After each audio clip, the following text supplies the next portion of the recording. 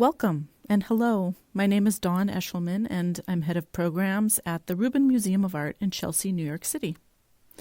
While our museum is temporarily closed and during these uncertain times, we want to stay connected with you. So we will be sharing previously recorded meditation sessions. For more resources and inspiring content, head to rubinmuseum.org/care package. We hope you enjoy, and we look forward to returning to our regular mindfulness meditation program as soon as we can. Take care. Welcome to the Mindfulness Meditation podcast, presented by the Rubin Museum of Art. We are a museum in Chelsea, New York, that connects visitors to the art and ideas of the Himalayas and serves as a space for reflection and transformation. I'm your host, Dawn Eshelman. Every Monday, we present a meditation session inspired by a different artwork from the Rubens collection and led by a prominent meditation teacher from the New York area. This podcast is a recording of our weekly practice. In the description for each episode, you will find information about the theme for that week's session, including an image of the related artwork. Our Mindfulness Meditation podcast is presented in partnership with Sharon Salzberg and teachers from the New York Insight Meditation Center, the Interdependence Project, and Parabola Magazine. If you'd like to join us in person, please visit our website at rubinmuseum.org/meditation. And now, please enjoy your practice. Welcome to the Rubin Museum of Art. My name is Dawn Eshelman. Great to have you here for our mindfulness meditation practice. We're talking this month about fear, the juicy topic of fear, which is something that sometimes comes up when we're meditating, that experience of the emotion that can be so overpowering. But it is important, I think, to contextualize that we're having this conversation under this umbrella topic of power. We're talking about power all year long at the Rubin and really trying to understand it, the true nature of power. And of course, fear is something that can really get in the way of our true inner power, the power that's within and between us. And fear, in many cases, is an attempt to control things that may be out of our control, a desire to control things for the sake of sometimes safety, sometimes emotional safety. And it is something that we all grapple with from time to time. It is something that can be a helpful kind of communication device to us. If there's something going on that we really need to pay attention to, that can be really useful to experience fear and to then decide what we would like to do about it and how we want to respond to it. Of course, it gets the best of us, just as any emotion does, when it overtakes us and we become fearful. Even the Buddha experienced some fear. And we're looking at the Buddha here. This is probably, to those of you who come from time to time, a very familiar image. The iconography here is the Buddha sitting in his lotus posture with one hand in gesture of meditation on his lap and the other hand touching down on the earth. And this evokes, this gesture of the earth touching evokes a very particular moment in the Buddha's life. Is it ringing a bell? If we look a little bit further here at the Buddha, we can see he has his beautiful robes on and his ears, which have large holes in them from where his princely jewelry used to be, right? And so that reminds us that he was a prince, and he did go through a very sheltered childhood, which was kind of shocked to bits when he ventured out of his surroundings, his very sheltered surroundings, and saw the first dying person that he ever saw and the first ill person that he ever saw. And he realized with great shock and severity that suffering is this part of life. And he then left everything behind and went on to seek kind of end to suffering. And that was the kind of purpose behind his whole practice. He went to one extreme and became an ascetic, decided to stop eating and drinking and just really focus on his practice. And that was an important part of his journey. But it was really once he accepted this bowl of, I think, rice or rice milk. There are a few stories of what that could have been from a generous stranger. And he said, okay, I will take this generosity and this nourishment, and I will nourish my body. And that he took a step towards this middle path that he is known for encouraging people towards. And it was at that moment that he then sat down and said, all right, this is it. I am going to sit here until I get it, basically, right? Until I can really understand what is beyond this life of suffering, and really became enlightened. Well, he did that while sitting under the Bodhi tree, and it wasn't quite as simple as that. There was some fear going on. In this story, in this case, this fear was embodied by the demon Mara, whose name means destruction, and Mara would taunt the Buddha with all kinds of scary and interesting things, and an entire army was sort of directed at the Buddha, and then some gorgeous ladies trying to seduce him, and all kinds of things. Mara really worked hard, just like our fear does sometimes, really trying to get at us and get in there. So this was the Buddha's big test. And he saw what was going on and heard what Mara had to say. And one of the last things that he said was that Mara said to the Buddha, to Siddhartha, he would never reach enlightenment because he had no one in the world who would bear witness to him. And that moment was the moment that the Buddha reached down and touched the earth. And he said, the earth will bear witness to me. And he became enlightened. So as we work with our own maras, or our own sort of fears inside of ourselves during meditation or just in daily life, we will take inspiration from this Buddha and also hear from our wonderful teacher today, Rebecca Li, about some ways that we can engage with and have compassion for our fear. So Rebecca Li is a Dharma heir in the lineage of the Chan Master Sheng Yen and started practicing meditation in 1995. She trained with Master Sheng Yen in 1999 and then Simon Child to receive full Dharma transmission in 2016. She's the founder and guiding teacher of Chan Dharma Community and a sociology professor at the College of New Jersey, where she also serves as faculty director of the Alan Dawley Center for the Study of Social Justice. Her talks and writings can be found at RebeccaLi.org. Please welcome her back, Rebecca Li.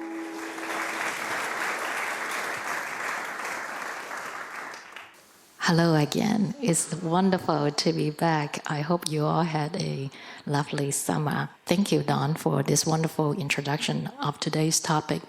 And when we think about the story of what Mara did in order to kind of get the Buddha off track, actually stop him from going for his awakening, we can also see how he was trying to get at our fear that the Buddha as a human being shared with us, right?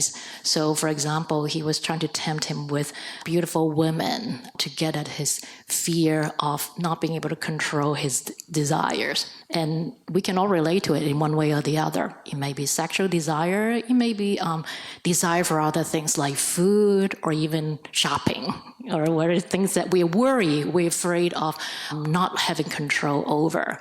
And that's very often why we are drawn to some form of asceticism, or engaging in some depriving, self-deprivation, because of our fear of our losing control of our own desire. And also the part about Mara threatening the Buddha with armies and fierce-looking warriors, it's really a kind of a threat to his bodily safety, right? And of course, that's another major source of fear for us, fear of what might happen to our body, right?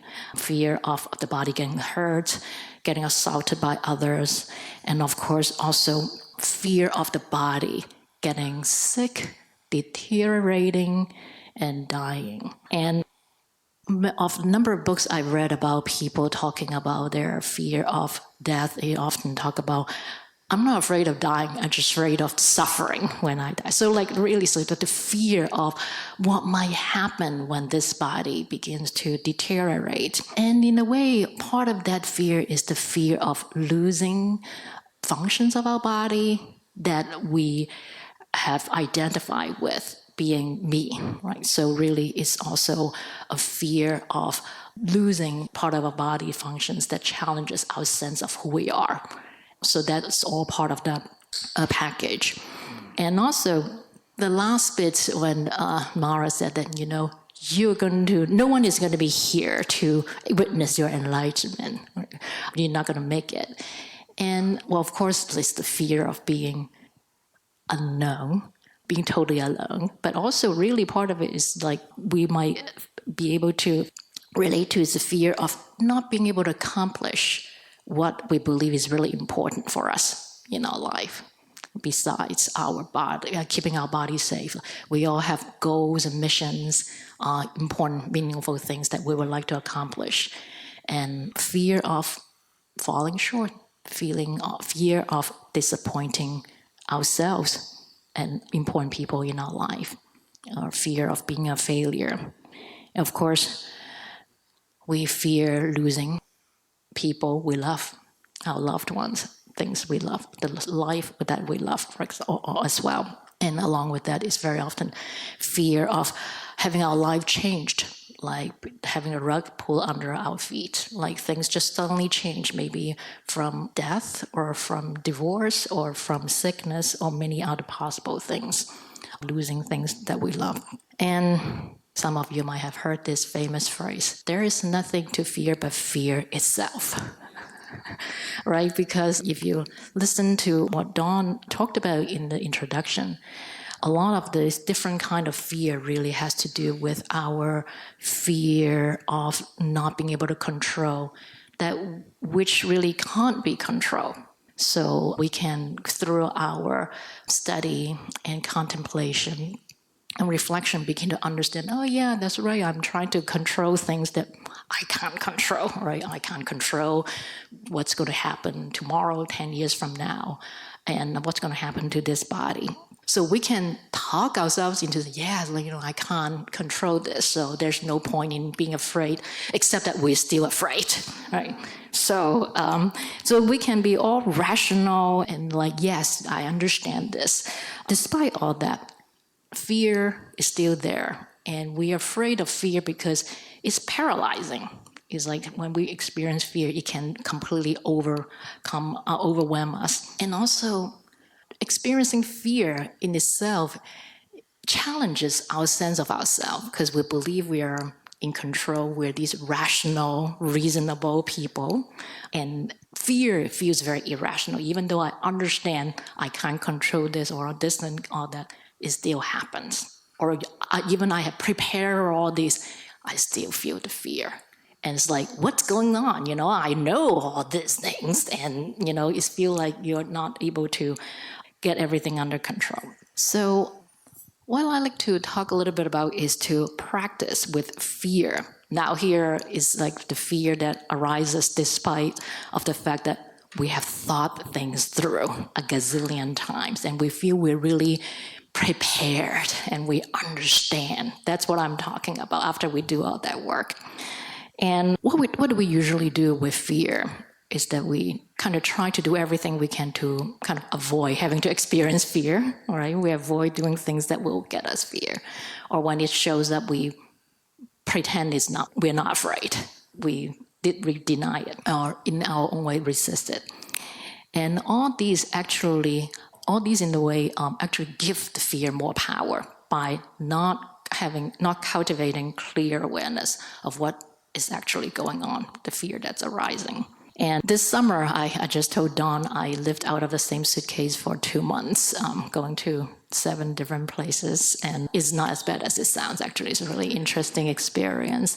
One of the stops I made was in Alaska when I went with my husband to go see the glaciers. And one of the days I was there when we did a hike on the glacier, and this is something that was one of those things I practice with, is to go outside my comfort zone, way outside my comfort zone, because the guide who took us on this hike, he's an avid ice climber. So he talked us into trying ice climbing.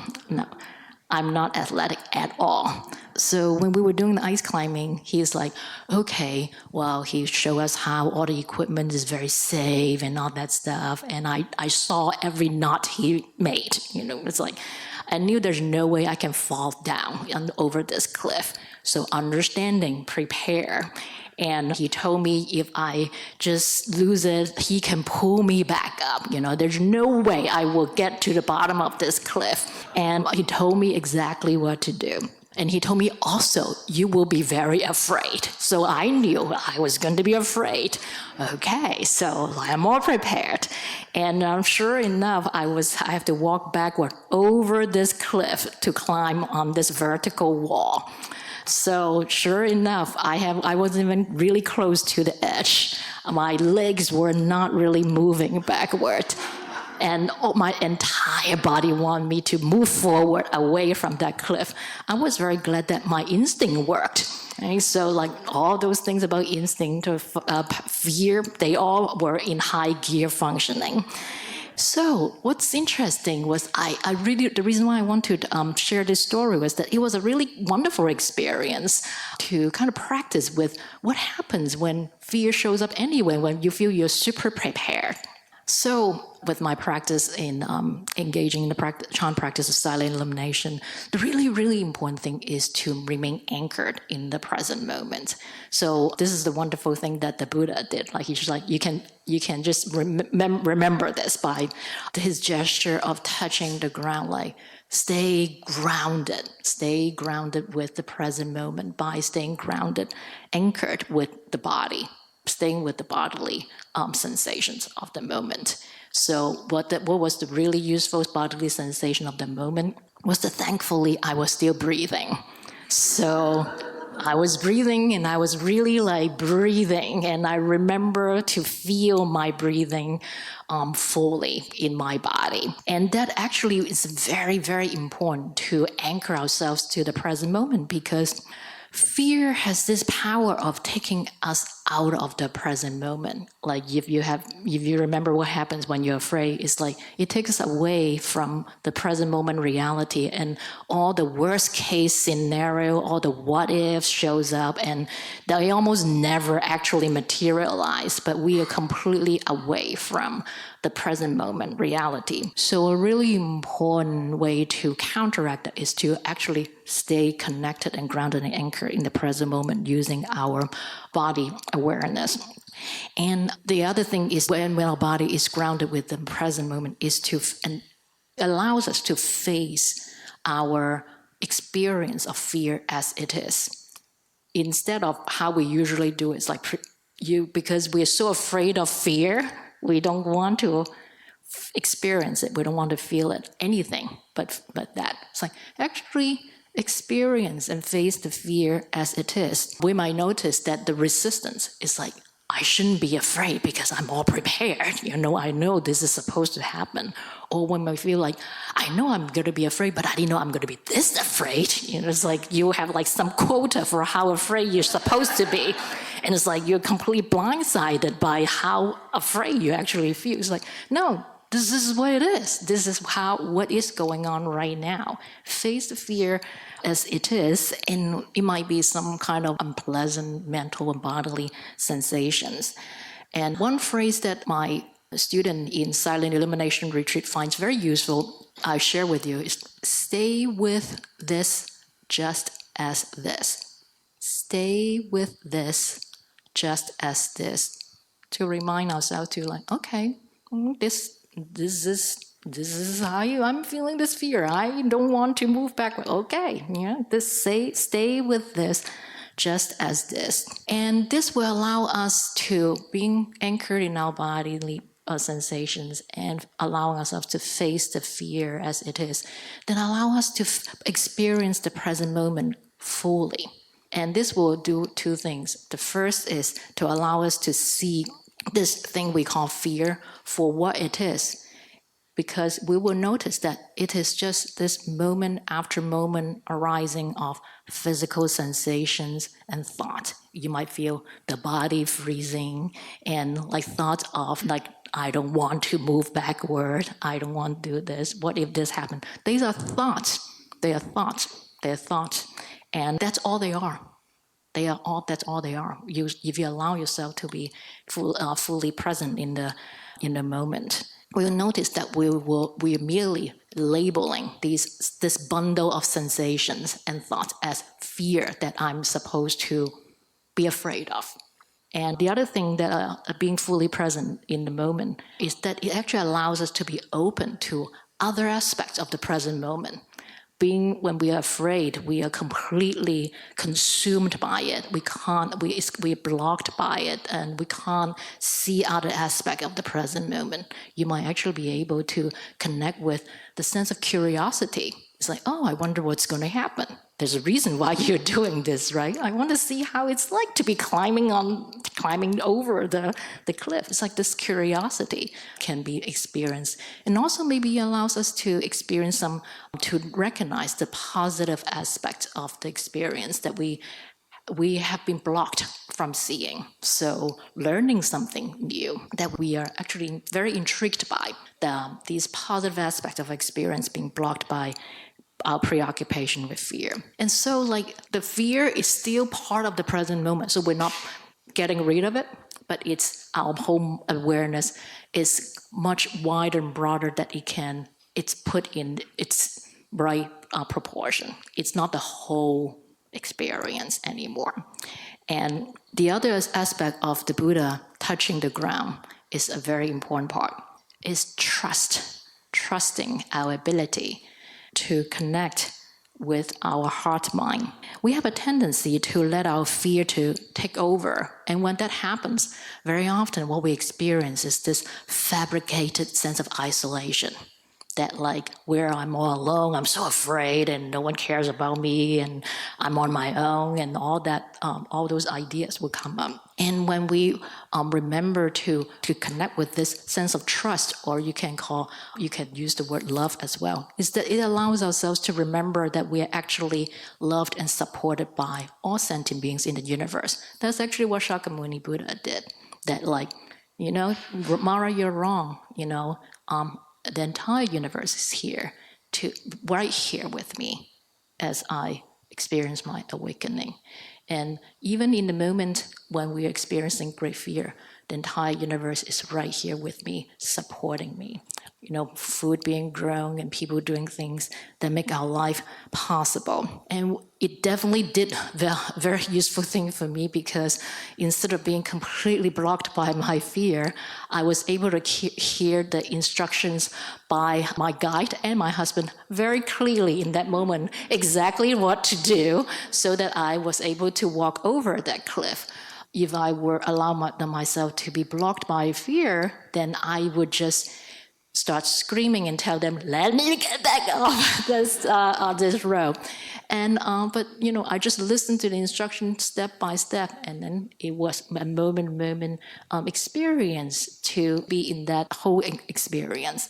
So we too, in any moment of great fear, can allow ourselves to be loved and supported by maybe strangers, maybe our loved one right around us, who are there to help us through the most difficult moments in our life when we feel a great deal of fear. And the practice of silent illumination in our meditation allows us to be able to remember to anchor to our present moment, to the body, to cultivate this clear awareness by being fully present. So then this is what we are going to do. And we're going to set our body up with in a comfortable position, something that's putting pressure on our face, maybe glasses. We might find it helpful to take it off during the meditation. And we set up our body in a relaxed, comfortable posture, eyes downcast. Make sure our head, our neck, our spine are in a straight line, facilitating by tucking in our chin slightly. And we begin. And feel the relaxation of the top of our head. And feel the relaxation spread to the forehead. Check and see if we hold tension there by habit, maybe from worrying, and allow the tension to melt away. And feel the relaxation spread to the eyeballs and eye muscles.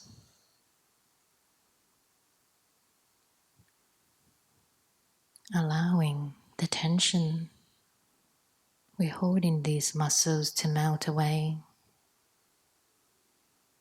And feel the relaxation spread to the facial muscles.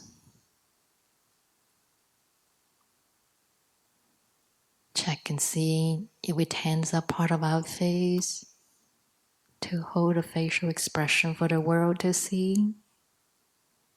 And right here, right now, you can give these muscles a vacation and allow the tension to melt away. And feel the relaxation spread to the entire head. Feel the relaxation spread to the neck muscles. Directly experience these muscles softening like melting butter, allowing the tension to melt away. And feel the relaxation spread to the shoulder muscles and down the arms to the forearms and all the way to the fingertips. And feel the relaxation spread to the chest area. Checks to see if we're holding tension in our chest by habit, perhaps from anxiety or fear, and allow the tension to melt away.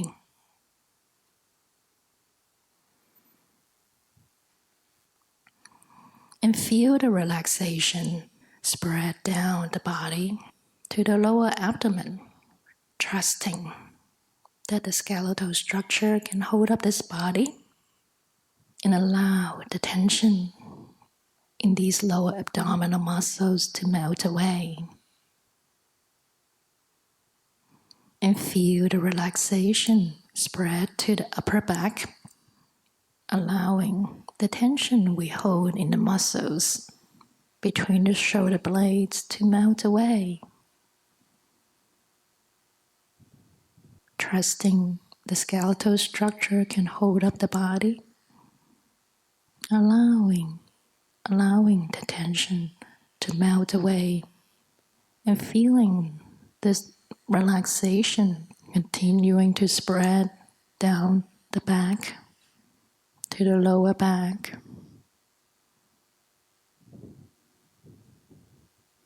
All the way to the buttocks, where we feel the sensations of the body sitting on the chair. And feel the relaxation spread to the thigh muscles. And all the way down to the toes.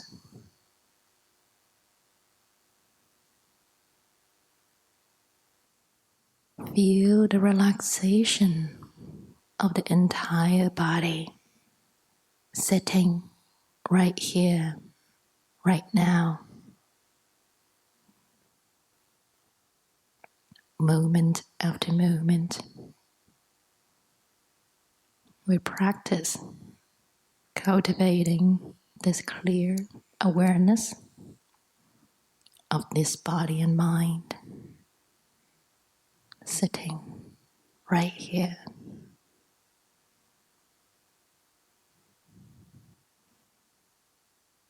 And as we sit here moment after moment, we notice subtle movements of the body as the body breathes. We can make use of the changing sensations of the body sitting right here, breathing, to anchor our mind to the present moment.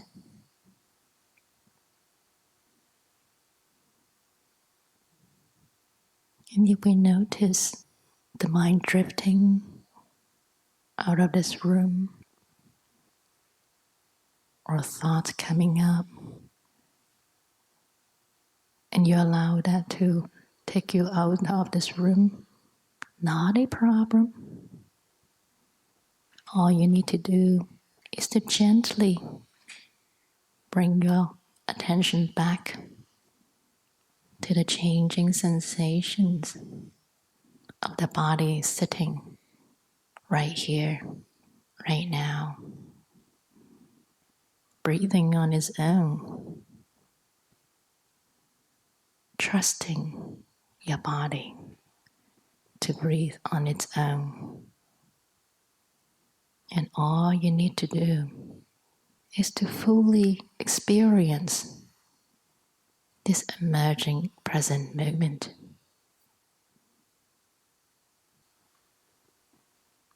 And if thoughts come through, no problem.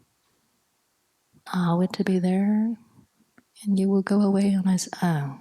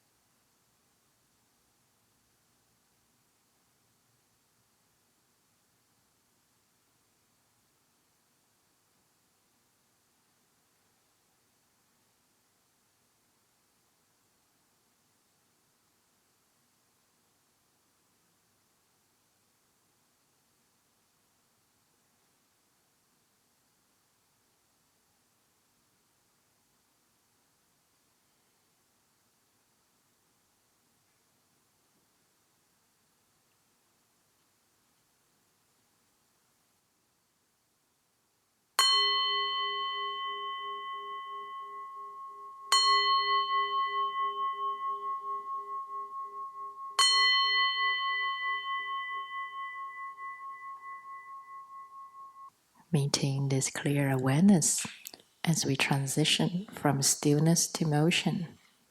So even when we start moving, we stay connected with our body. Thank you.